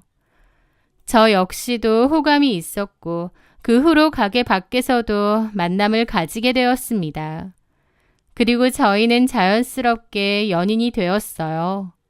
나중에는 저희 언니 부부와도 다 같이 어울렸고 영업시간이 끝난 가게에서 4명이서 술을 마실 때도 많았습니다. 저는 식당을 하다 보니 주말이 제일 바쁜데 그 남자는 주말에 가게 일을 돕겠다며 찾아오는 경우도 많았어요. 저는 주말에는 집에서 푹 쉬라고 돌려보냈는데도 그래도 한 번씩 왔고 오면 일을 조금이라도 거들어주려고 하더라고요. 그런 모습이 참 좋고 고맙고 이런 완벽한 사람이 내 앞에 나타났구나 싶기도 했습니다. 시간이 흘러 1년 8개월가량 만난 저희는 결혼해서 평생을 함께하기로 약속했습니다. 하지만 모든 것이 완벽해 보였던 그 관계에도 제 마음 한구석에는 늘 작은 불안함이 도사리고 있었는데요. 바로 남자친구 주변에 유난히 많은 여사친들이었죠. 그의 핸드폰은 데이트 중에도 종종 울렸습니다. 회사 여직원, 대학 동기 등 그에게 스스럼 없이 연락하는 여사친들이 정말 많았습니다. 한 번은 제 생일을 맞아 근사한 레스토랑에서 저녁을 먹고 있을 때였습니다. 분위기가 무르익을 무렵 그의 핸드폰에 한은정 대리라는 이름이 뜨며 전화가 걸려왔습니다. 그는 잠시 망설이다 제 눈치를 보며 전화를 받았습니다. 대리님. 네. 그는 잠시 자리에서 일어나 구석으로 가서 한참이나 통화를 하고 돌아왔습니다. 저한테 자리 비워서 미안하다고 하더라고요. 무슨 일 때문이냐고 회사에 급한 일이 있는 거냐니까 남자친구가 그러는 거예요. 그건 아니고 저번에 얘기했던 그 카페 이름이 뭐냐고 묻더라고. 자기 약혼남이랑 간다고. 회사에서 쉬는 시간에 그런 얘기를 자주 하거든. 그 말을 듣는데 저는 미간이 확 찌푸려지더라고요. 친한 직장 동료끼리 알려줄 수도 있겠죠. 하지만 늦은 저녁에 굳이 이런 전화를 건다는 게 이해가 안 되고 남자친구 주변에 스스럼 없이 연락하는 여자들이 워낙 많다 보니 저도 좀 예민해진 거죠. 제가 표정이 안 좋으니 남친이 묻더라고요. 왜 자기야? 근데 자기 진짜 여사친들 많은 것 같아. 뭘 많아. 그리고 지금 전화 온 건 여사친도 아니고 직장 동료라니까. 하여튼 친하니까 회사 밖에서까지 개인적으로 전화하고 그러는 거잖아. 많이 친한가 봐. 안 친해. 그냥 같은 팀이라서 가끔 다 같이 모여서 대화하고 그러는 거지. 안 친한데 회사 밖에서 그것도 이 시간에 이렇게 전화한다고? 그렇게 개인적인 용무로? 제 말에 남친은 웃으며 눈을 흘기더라고요. 왜 이렇게 예민하게 굴어? 질투의 화신이야? 그래, 나 질투 많아. 그리고 자기가 너무 여사친이 많은 것도 솔직히 신경 쓰여. 쿨한 척 했지만 솔직히 나 거슬릴 때 많단 말이야. 방금 그 전화도 그래. 굳이 주말 저녁에 전화해서 물어볼 일이야? 차라리 카톡을 하던가. 결국 제가 서운함을 터뜨리자 그는 웃으며 제 손을 꽉 잡더라고요. 으이그 바보야. 완전 질투쟁이네. 쓸데없는 걱정을 왜 하고 그래. 세상 천지 여자들이 아무리 많아도 내 눈에 보이는 건 너 하나뿐인데. 나는 다른 여자들은 여자로 보이지도 않아. 그냥 회사 사람, 그냥 친구일 뿐이라고. 나한테는 자기만 여자로 보여. 그걸 자기가 몰라? 남자친구가 달래줘도 저는 여전히 기분이 풀리지 않더라고요. 그 모습에 남친이 그러는 겁니다. 알겠어. 생각해보니 자기 입장에선 기분 나쁠 수도 있겠다. 자기가 정 신경 쓰이고 불안하다면 앞으로 내가 더 조심할게. 자기 신경 쓰이게 만들어서 미안해. 서운함을 토로하는 제게 화 한 번 내지 않고 오히려 저를 달래주고 안심시키려 노력하는 그의 모습에 저는 감동했습니다. 그리고 저도 좀 생각을 달리 먹기로 했죠. 그래, 이렇게 나를 사랑해주는데 내가 너무 예민하게 굴었나 보다. 너무 못나게 굴었나 보다 라고요. 어쨌든 그렇게 순조롭게 결혼 준비를 할 때였습니다. 저희는 회사와 가게에서 가까운 곳에 신혼집을 구하려 몇몇 개의 매물을 알아봤습니다. 그중 저희가 점 찍어둔 곳은 남친의 회사와 저희 가게에서 그리 멀지 않은 아파트였습니다. 26평이라 평수도 적당하고 지어진 지 조금 오래되었지만 주변 인프라도 좋고 가격도 괜찮았죠. 아파트 앞 부동산에 얘기를 하고 몇 개의 매물을 알아보러 다녔습니다. 그러다가 마침 시세보다 훨씬 저렴하게 금매로 나온 집이 있다고 부동산에서 연락이 왔죠. 집주인은 다른 지역에서 살고 그 집은 세를 줬는데 현재는 월세 세입자들이 살고 있다고 했습니다. 그런데 집주인이 급하게 정리를 하고 외국으로 가야 해서 다른 곳보다 시세를 훨씬 저렴하게 내놓는다고 하더라고요. 가격이 그렇게 싸다면 저희 입장에선 놓치기 아까운 매물이었습니다. 그렇게 부동산 중개업자와 함께 바로 집을 보러 갔을 때였습니다. 그런데 그날 저희는 좀 황당한 일을 겪었어요. 분명 부동산 중개업자분이 미리 전화를 해놓았고 집주인분도 세입자분들과 얘기가 되었으니 편하게 구경하시라 했는데 막상 가보니 그 세입자분들이 문을 잘 안 열어주시는 거예요. 처음엔 집에 없나 했는데 안에서 아이 소리가 들리더라고요. 그래서 다시 전화하고 초인종을 몇 번이나 누르니 그제야 열어주는데 표정이 너무 안 좋은 겁니다. 세입자들은 젊은 부부였고 아이도 둘 있더라고요. 안에 들어가니 집을 얼마나 안 치우고 사는지 어수선하고 지저분하고 게다가 그 세입자 남편은 막 팔에 문신도 있고 인상도 험악했어요. 저희가 집 구경하는 걸 엄청 기분 나쁘게 탐탁치 않게 보고 있는 겁니다. 남친과 저도 그 시선이 따가울 정도로요. 불만이 정말 많아 보이더라고요. 어쨌든 저희는 집을 보러 온 거니까 조용히 집을 구경했어요. 집이 좀 지저분하긴 했지만 그래도 부분 인테리어하고 고치고 나면 괜찮겠더라고요. 위치도 좋고 뷰도 좋고 가격도 좋고 그 집이 딱이었습니다. 그런데 그 와중에 그 세입자는 다른 방에서 집주인하고 통화를 하더라고요.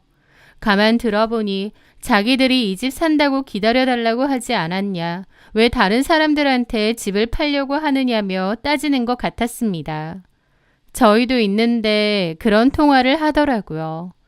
그래서 남친과 저도 좀 불편한 기분이었는데 부동산 중개업자분이 신경 쓰지 말고 그냥 구경하시라고 하더라고요. 어쨌든 그렇게 집을 다 보고 잘 봤다고 인사를 하고 나가는데 대꾸도 않고 저희를 빤히 쳐다보더라고요. 나중에 부동산 중개업자분한테 다시 들어보니 저 사람들은 저 집에 더 살고 싶어하고 자기들이 대출을 어떻게든 내서 저 집을 사고 싶어 했대요. 그런데 대출이 잘 안 나왔고 집을 살 여건이 안 된 모양이었습니다. 당연히 집주인은 다른 사람에게라도 집을 팔려고 했고 저희가 보러 온 건데 그 세입자들은 자기들이 아닌 다른 사람에게 집을 판다고 해서 불만이 많다는 거예요. 집을 사고 싶으면 돈을 줘야지 집주인이 그걸 계속 기다려주고 있겠나요? 집주인도 급해서 금매로 팔려고 하는 건데요. 그 세입자들 생각이 좀 황당하긴 한데 어쨌든 그건 세입자와 집주인이 해결할 문제지 저희랑은 아무 상관이 없다고 생각했습니다. 그래서 별 상관 있겠나 싶었고 저희는 계약을 한다고 했습니다. 그런데 그 후에도 좀 문제가 있었는데 그 사람들이 집주인의 퇴거 통보에도 불응하며 못 나간다고 난동을 좀 부렸다고 하더라고요. 그걸 전해 들은 저희 입장에선 좀 황당했죠. 집주인이 자기 집 팔겠다는데 그 세입자들은 끝까지 왜 그러나 싶고요. 어쨌든 나가기는 했는데 그런데 가만 보니 그 세입자들이 마치 우리가 자신들의 보금자리를 빼앗는 악당인 것처럼 생각하는 것 같은 거예요. 아무래도 그게 좀 찝찝하더라고요. 그 부부 인상도 안 좋고 표정도 너무 안 좋았는데 괜히 저희한테 억하심정을 갖고 있는 거 아닌가 하고요. 하지만 그 사람들이 나가고 후에 이사를 들어갈 저희와 그 사람들이 더 이상 마주칠 일은 없을 것 같아서 생각을 말기로 했습니다. 또 새로운 시작에 대한 설렘으로 애써 그 불쾌한 기억은 지웠던 거죠. 그 계약하고 비어있는 집으로 들어간 저희는 도배를 갈고 부분적인 인테리어를 하기로 했습니다. 그리고 새 가구와 소품들을 하나둘씩 신혼집에 들여놓기 시작했어요. 본격적으로 같이 사는 건 아니지만 가정가구를 하나씩 들이고 꾸미면서 그 집에서 자고 갈 때도 있었고 자주 들리기도 했습니다. 신혼집이라 생각하니 애정도 많이 붙고 좋더라고요. 그리고 큼직큼직한 가정가구도 그렇지만 작고 예쁜 소품들이나 커트러리 같은 걸 사는 재미도 쏠쏠했습니다. 그런데 그맘때 좀 이상한 일들이 있었습니다. 사사로운 물건들이 사라지는 거였죠. 시작은 선물 받은 컵 세트가 사라진 거였습니다. 제가 분명히 갖다 놓았고 기억도 나는데 감쪽같이 없어졌더라고요. 그것뿐만이 아니고 제가 와서 자고 가는 날이 있기에 간단하게 화장을 하려고 메이크업 도구나 기초 세트를 놔두고 갔는데 그것도 몇 가지 사라진 겁니다. 분명 사사로운 것들이겠지만 저는 너무 찜찜하더라고요. 제가 그런 얘기를 할 때면 남자친구는 너털 웃음을 지으면서 저보고 착각한 거 아니냐고 했습니다. 자기가 깜빡하고 안 들고 온 거겠지. 아니야, 내가 분명히 갖다 놨는데 없어졌다니까. 그럼 뭐 도둑이라도 들었을까 봐 그래? 도둑이 들어와서 컵 세트 하나, 자기 립스틱이나 로션 같은 걸 들고 나간단 말이야? 아니, 그렇지는 않겠지만.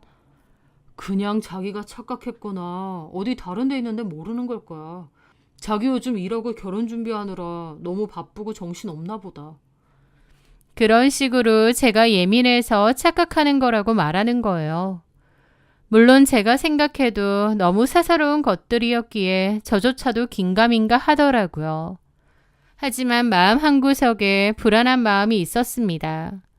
그건 아마도 저희한테 좋지 않은 감정을 품은 채 이사를 나갔던 전 세입자들이 무의식 중에 계속 걸려서 그랬던 것 같아요. 저는 성격이 좀 소심한 편인데 그 사람들이 괜히 저희한테 안 좋은 감정을 품고 찾아오거나 해코지하는 건 아닐까 하는 엉뚱한 상상까지 했거든요.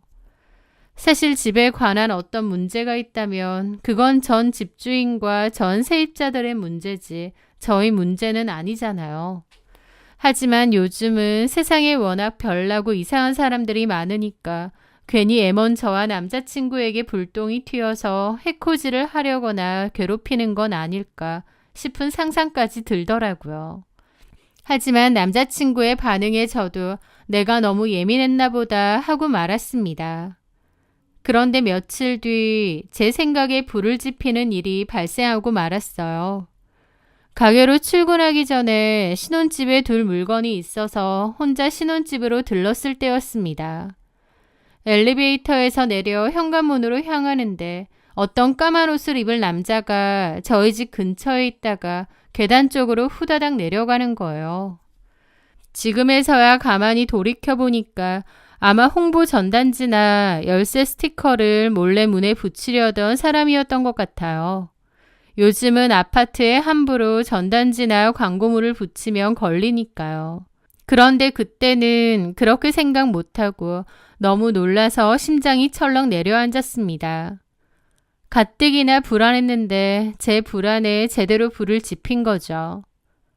뒷모습밖에 못 봤지만 혹시 전 세입자는 아닐까 싶은 겁니다. 체형도 전 세입자랑 비슷했고요.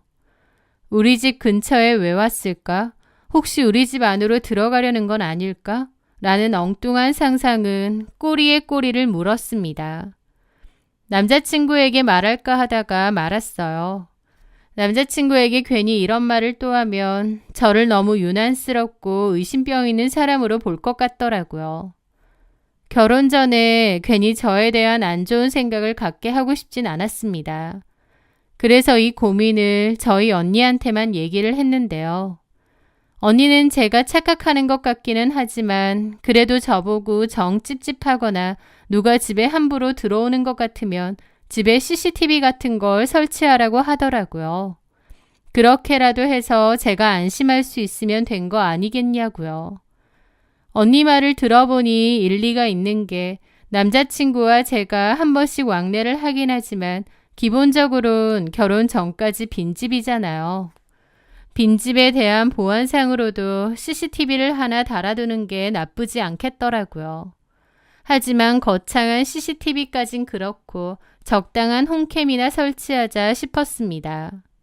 그렇게 홈캠을 주문해 거실에서 주방이 보이는 쪽에 하나를 설치했어요.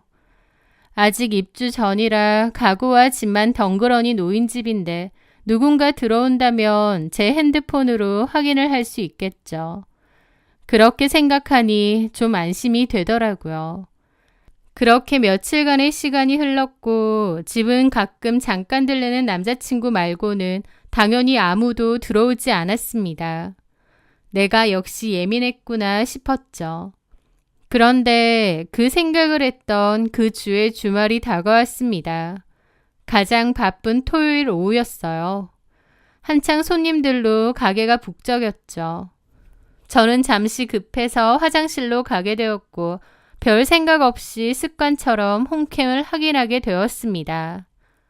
당연히 아무도 없을 줄 알았는데 그 홈캠 화면을 보는 순간 심장이 쿵 내려앉더라고요. 화면에는 제 남자친구가 있었습니다. 신혼집에 볼 일이 있어서 갈 수도 있지 남자친구가 있는데 왜 심장이 쿵 내려앉았냐고요. 남자친구가 혼자가 아니었거든요. 처음 보는 어떤 여자 한 명이 같이 있었는데 너무나도 익숙하게 집안을 다니고 있는 거예요. 이 여자가 누구지? 황당함에 화면을 뚫어지게 쳐다봤습니다. 예비시댁 식구들은 아니었어요. 남자친구는 여자 형제도 없을 뿐더러 그 여자는 당연히 남친 어머니도 아니셨거든요. 분명 처음 보는 젊은 여자였습니다. 그런데 그 여자의 행동은 저를 더욱 경악하게 만들었습니다. 그 여자는 저희 집이 몹시 익숙한 느낌이었어요. 마치 자기 집 안방인 양 소파에 앉고 가져온 커피와 디저트를 테이블에 늘어놓았습니다. 화장실 갔다 온 남자친구랑 자연스럽게 소파에 앉은 채로 팔짱도 끼고 웃고 장난치고 서로의 입에 과자를 넣어주더라고요. 그걸 보는데 이게 뭔지 현실 파악이 안 되는 겁니다. 마치 무슨 드라마라도 보는 것처럼 제 일이 아닌 것처럼 느껴질 정도였죠. 이 여자는 누구며 남자친구가 왜? 너무 혼란스럽고 상황 파악이 빠르게 안 되더라고요. 당장이라도 집으로 달려가서 현장을 잡아야 하나 싶은데도 다리가 굳은 것처럼 움직이지 않는 겁니다. 그렇게 저는 화장실에 우두커니 앉아 다정한 시간을 즐기는 남자친구와 그 여자의 화면을 멍청하게 바라봤습니다. 남자친구와 제가 함께 꿈을 그리던 신혼집에 남자친구는 다른 여자를 끌어들인 그 화면을요. 저는 토요일이 제일 바쁜데 그 사실을 잘 아는 남자친구는 일부러 그 시간을 이용해 이런 짓을 벌였던 것 같았습니다. 제가 말을 안 했기에 홈캠이 있을 거라고는 생각도 못하고요. 남자친구와 그 여자는 분위기에 취해 소파에서 스킨십을 하더니 거기서 나자빠지는데 그걸 보는 저는 세상이 무너지는 것 같았고 심장이 너무 뛰어서 과호흡까지 올 뻔했습니다. 남자친구가 바람을 피고 있구나. 완벽히 깨달은 순간 숨이 쉬어지지 않았고 손에 들고 있던 핸드폰을 바닥에 떨어뜨릴 뻔했죠. 그리고 이어지는 영상 속에서 제 약혼자가 외간 여자와 신혼집 소파에서 짐승처럼 뒹구는 모습을 똑똑히 목격해야만 했습니다. 피눈물이 흐르는 심정으로 그걸 다 지켜봤는데 그러다가 그 여자가 누군지 번쩍 생각이 나더라고요. 그 여자는 남자친구와 같은 팀 여자였습니다. 전에 남자친구네 팀 사람들이 점심 식사를 다 같이 하러 온 적이 있는데요. 그때 남자친구 옆에 앉아있던 여자가 있었거든요. 다른 팀원분들은 저에게 반갑게 인사하는데 유독 한 여자만 좀 뚱한 얼굴로 인사도 잘 안 하길래 기억에 남았습니다. 저 여자는 누굴까 하고 나중에 남자친구에게 물어봤는데 남자친구가 한은정 대리? 라고 하더라고요. 그 이름을 듣는 순간 누군지 알겠는 겁니다. 전에 남자친구와 제가 저녁에 데이트하고 있을 때도 연락해서 이것저것 물어본 그 여자였어요. 제 기억으론 그 여자도 결혼을 앞둔 예비 신부라고 했습니다. 그러니까 각자 결혼을 앞둔 약혼자를 두고 제 신혼집에서 이토록 역겨운 짓을 벌이고 있었던 거예요. 그것들은 한바탕 일을 벌이고 나서 집 밖으로 나갔는데 저는 그때까지도 꼼짝도 못하고 화장실에서 그러고 있었습니다. 일하는 시간에 갑자기 사라져 오지 않는 제가 걱정됐는지 언니가 화장실에 찾으러 왔고 거기서 얼굴이 창백해져 있는 저를 발견했죠. 언니는 무슨 일이냐고 했고 저는 언니에게 영상을 보여주었습니다. 영상을 본 언니도 분노로 눈이 뒤집혔죠. 이것들 진짜 미친 것들 아냐? 지금 이러고 있을 거야? 당장 가자. 아니야. 이거 아까 거고 이것들 지금은 나갔어. 넌 여기서 뭐 하고 있어? 당장 잡으러 가지 않고. 라는데 그 순간 다리에 힘이 풀려서 주저앉을 뻔했습니다. 언니가 겨우 부축해 주더라고요. 도저히 못 가겠어. 다리에 힘이 안 들어가. 하면서 펑펑 울었습니다. 언니도 저를 안고 욕을 하면서 같이 울더라고요. 언니는 이거 절대 그냥 못 넘어간다고 가만 안 둔다고 이를 갈았죠.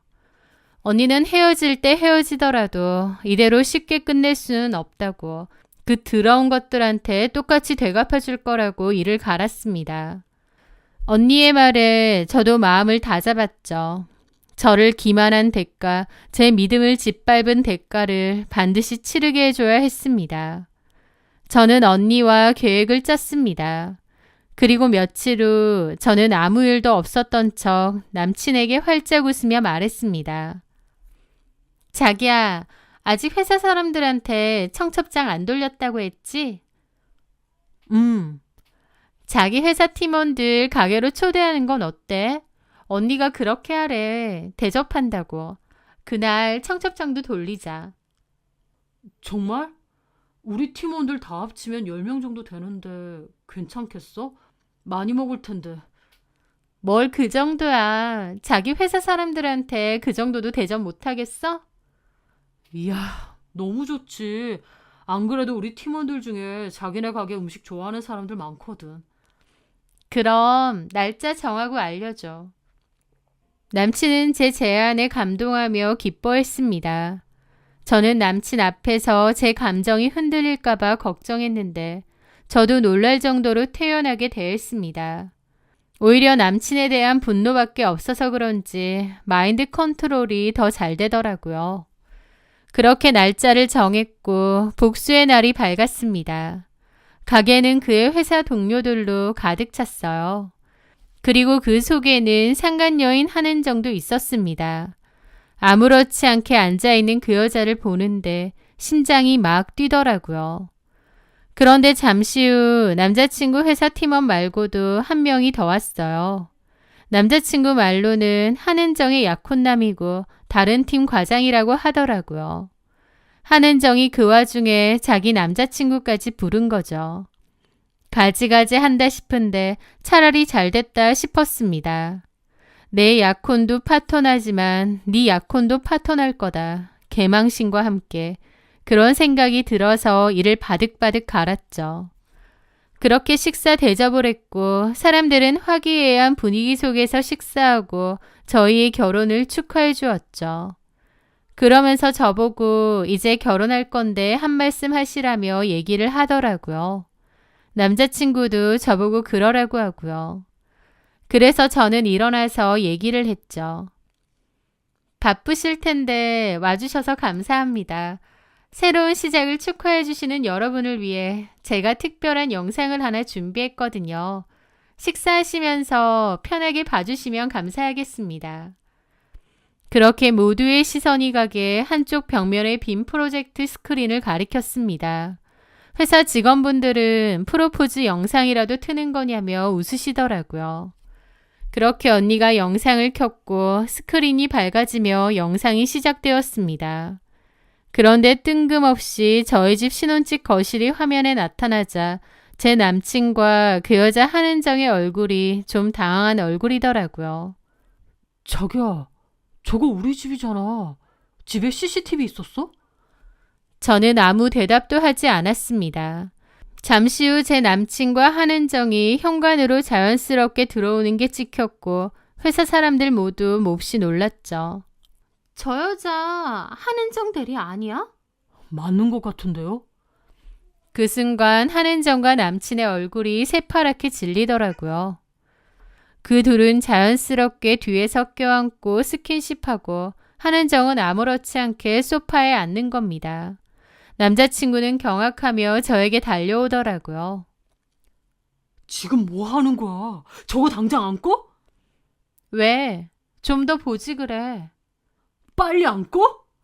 그 와중에 저희 형부가 와서 남자친구 보고 물러나라고 했고 그 자리에 마침 있던 한은정 남자친구도 아무도 건들지 말라고 소리를 지르더라고요. 한은정 남자친구는 화가 머리끝까지 난 것 같았죠.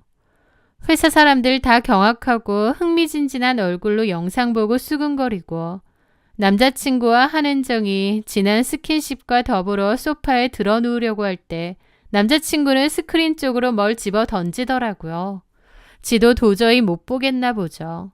그리고 동시에 한은정 남자친구가 달려나오더니 남자친구의 멱살을 잡고 뒹굴었습니다. 한은정 남자친구가 화가 단단히 났는지 쌍욕을 하면서 제 남자친구를 곤죽이 되게 팼고 제 남자친구는 이러지도 저러지도 못하고 처맞고 있더라고요. 다른 회사 사람들도 섣불리 말리지 못했습니다. 단순한 술자리 다툼이었으면 말렸겠지만 맞을만 하니까 아무도 안 말리고 가만히 있더라고요. 게다가 한은정은 도저히 그 자리에 못 있겠던지 가방 챙겨 밖으로 도망가는 겁니다. 저는 팔짱 끼고 그 꼬라지 다 지켜보고 있었고요. 제 남자친구가 너무 처맞으니까 다른 직원들이 무슨 일 날 것 같았는지 그제야 와서 말리더라고요. 남자친구는 완전 피떡이 됐고 다른 직원이 병원에라도 가야 될 것 같다고 겨우 데리고 갔습니다. 저는 그 모든 걸 다 팔짱을 낀 채 냉소적으로 보고 있었어요. 그 어정쩡한 분위기 속에서 사람들은 조용히 자리를 떴습니다. 통쾌하면서도 씁쓸했던 그 기분, 그 이상한 기분은 아직까지도 잊혀지지가 않네요. 그 훅폭풍은 상상 이상이었습니다.